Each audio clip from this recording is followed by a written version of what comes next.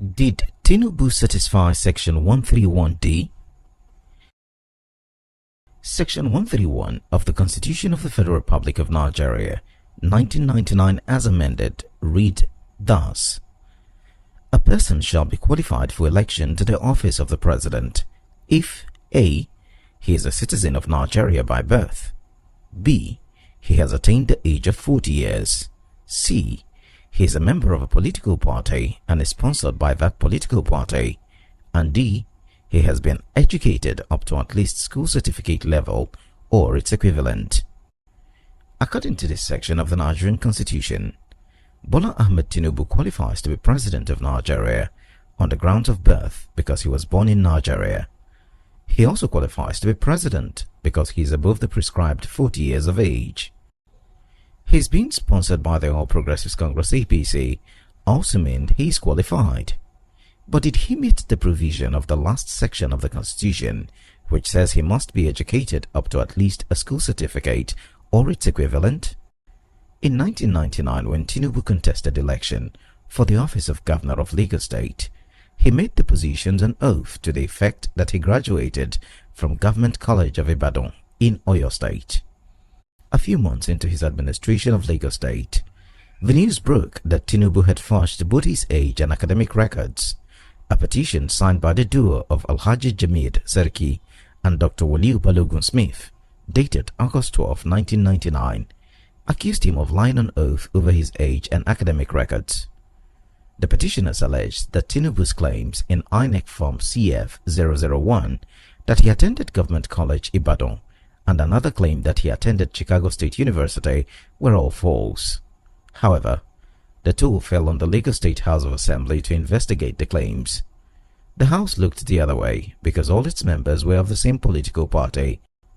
In an investigative report by the news magazine, Tinubu's claim of having attended St. Paul's School, Aroloya, was found to be false, as the school did not exist as at the date Tinubu claimed he attended it. The news magazine would later find out that his name was not on the register of Government College Ibadan as at the date he claimed. The magazine also punctured Bola Tinubu's other educational claims.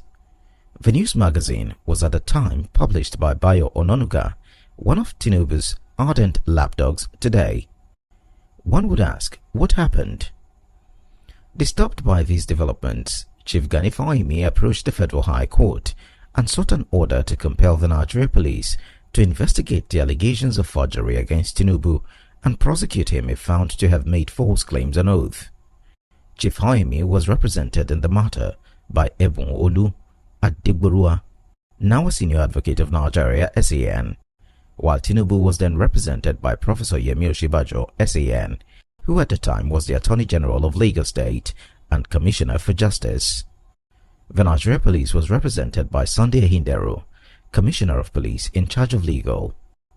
They all appeared and argued the matter before Justice Sunday Wilson Egbo, who upheld the argument that Tinubu could not be investigated because he was protected by Section 308 of the Constitution.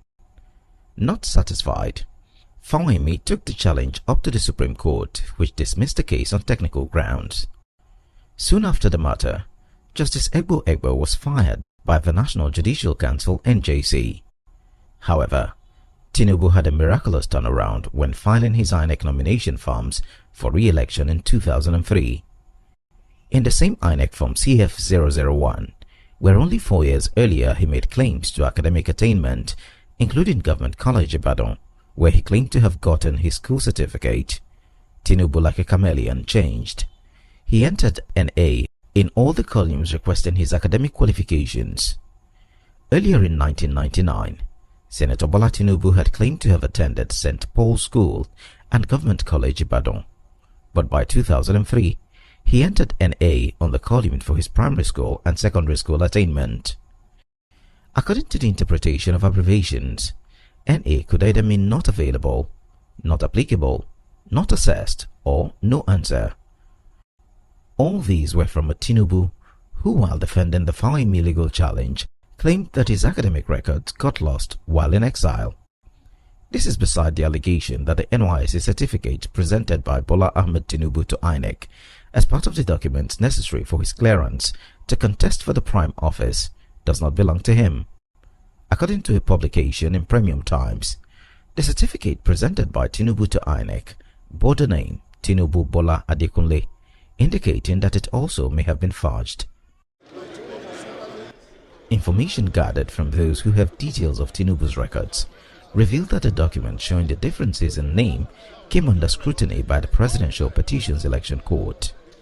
Judges of the court, SYMFONI News was told, had difficulties reconciling Bola Ahmed Tinubu as contained in his INEC form CF001 and Tinubu Bola Adekunle. Both names are glaringly not the same. Even Tinubu's lead counsel, Wole Olanipekun SAN, could not find arguments to defend the differences as Ahmed and Adekunle are different names. Questions about Tinubu's eligibility to contest the 2023 presidential election on account of his academic records and allegations of perjury will never go away.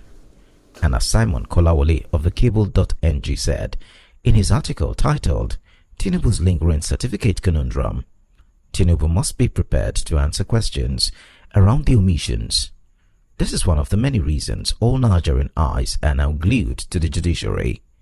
Will the court amend the Nigerian constitution by upholding Tinubu's qualification to contest for office, despite the provision of Section 131D